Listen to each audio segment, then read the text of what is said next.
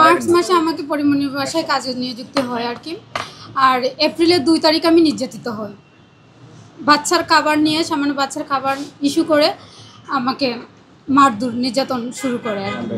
সামান্য বাচ্চার খাবারটা সলিড খাবারের কথা বলা হয়েছিল যে 2 ঘন্টা পর পর সলিড খাবার দেওয়ার জন্য, কিন্তু বাচ্চার খাবার 2 ঘন্টা হয় নাই, সলিড খাবার পরে 2 ঘন্টা হয় নাই দেখে আমি একটু দুধ দিতে চাচ্ছি। এই অবস্থায় পরিমণি মেকআপ রুম থেকে আইসা নেশাগ্রস্ত অবস্থায় ছিল আর কি। উনি আইসা আমাকে বলতেছে যে কী দেও বাচ্চাকে। তখন আমি বললাম যে বাচ্চাকে তো খাবার খাওয়ানো হয়েছে, 2 ঘন্টা হয় নাই, তো একটু দুধ দিচ্ছে। আগে যে মেয়েটা রাখতো ওই বাচ্চাটাকে দিনে 1 থেকে 2 বার দুধ দিত, তার জন্য আমি দুধ দিচ্ছি। আর উনি আমাকে এটাও বলে নাই বাচ্চাকে কি আর কেমনে করতে হয়, কোন খাবারটা কেমনে দিতে হয়, এগুলো আমাকে দেখাই নাই, বলেও নাই, ওই মেয়েটাই বলছে। আর ওই বাচ্চার খোঁজখবরও উনি নেয় নাই। সপ্তাহে একদিন হয়তো দেখা করলে করতেও পারে, বাচ্চার সাথে কথা বললে বলতেও পারে, নাও বলে। তারপরে এইগুলো নিয়ে মানে আমাকে বলতেছে যে দুধ কেন দেস, দুধ কে বলছে তোকে দিতে। তাহলে আমি বললাম যে আগে যে মেয়েটা রাখতো সেই মেয়েটা তো দিনে 1 বার করে দুধ দিত, এটার জন্য আমি দুধ দিচ্ছি। এটা বলার পরে অশৃঙ্খল ভাষায় গালিগালাজ করে আমার মাথায় থাপড়াচ্ছে। তো আমি প্রথমে ভাবছি 1 থেকে 2টা থাপড় দিব হয়তো। আমি ওনার দিকে হা করে তাকাই আসি।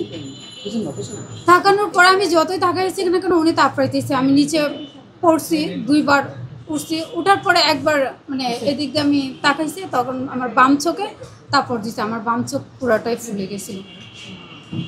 তখন আবার যে এভাবে যখন অনেকক্ষণ থাপড়াচ্ছি তখন আমি সেন্সলেন্স হয়ে যাই। সেন্সলেন্স হয়ে যাওয়ার পরে ওই ওরা মাথায় পানি দেয়, অনেক কিছুই করে, যে নাপা ট্যাবলেট এগুলো করে। তারপরে পরি আসে, তখন আমি পরীকে বলি যে আমাকে বের হইতে দেওয়ার জন্য। আমি পায়ে ধরি ওনার যে আপু আপনার পায়ে পড়ে আমাকে বের হইতে দেন, নয়তো হসপিটালে নিয়ে যান। তখন আমাকে হসপিটালেও নিয়ে যাবে না, বেরোতেও দেবে না, আমাকে ওইখানে রেখে মারবে। উনি আমাকে বলছে যে তোকে মারলে আমার কিছুই হবে না, মানে আমার 2 কোটি টাকা যাবে শুধু, আর কিছুই হবে না। এরকমভাবে মারতেছে আর মানে বলছে, বলার পরে এইভাবে বলছে যে তুই কার কাছে যাবে, কি করবে, তুই কিছুই করতে পারবে না আমার। এখন এভাবে বলার পরে তো আর আমি কোনো কিছু করতে পারি না। তারপরে অনেক চেষ্টা করো এজেন্সি, তারপরে হচ্ছে ম্যানেজার, ওদের সবাইকে বলার পরে আমি কোনোভাবেই ওইখান থেকে বেরোতে পারতেছি না। আমাকে হসপিটালেও নিয়ে যাবে না, বেরোতেও দেবে না। তারপর লাস্টে আমি নিরুপায় হয়ে 349-এ ফোন দিই। এর আগে অনেক কিছু হয়েছে কিন্তু আমি সব কিছু আর বলতে পারতেছি না আর কি। সিসি ক্যামেরাটা ওইটা টান দিলেই তো হচ্ছে যে আমি মিথ্যা বলছি কি না। যদি আমি মিথ্যা বলে থাকি তাহলে প্রশাসন আমাকে একটা সুষ্ঠু বিচারের আওতায় নিবে, যাতে আমি একটা বিচার করে যাই। উনি যদি এখন বলে থাকে যে সিসি ক্যামেরা নাই, ওইটা যদি উনি বলে থাকে, তো পুলিশ এসআই আরিফুল ইসলাম যখন আমাকে উদ্ধার করতে গেছে তখন আমি ওনাকে বলছিলাম যে সিসি ফুটেজ আছে, উনি বলছে যে ঠিক আছে। পরে আমাকে ওইখানে বসায় রাখা হয়েছে, বলছে যে এর 2 দিন পরে যেদিন আমি জিটি করব ওই দিন আমাকে বলছে যে তুমি থাকো, আমি ওনার বাসায় যাচ্ছি। আমি বলছি যে ভাইয়া আপনারা সিসি ফুটেজ দেখবেন। ওনার কাছে বলছে যে হার্ড ডিস্ক নষ্ট হয়ে গেছে সিসি ফুটেজে। তাহলে ওই দিন একদিন হার্ড ডিস্ক নষ্ট হয়ে গেছে আর দরজার ওইটা দেখা যায়, এখন পুরো সিসি ফুটেজে উধাও হয়ে যাবে। এটা তো প্রশাসন বের করবে, এটা তো আমার বের করার দায়িত্ব না।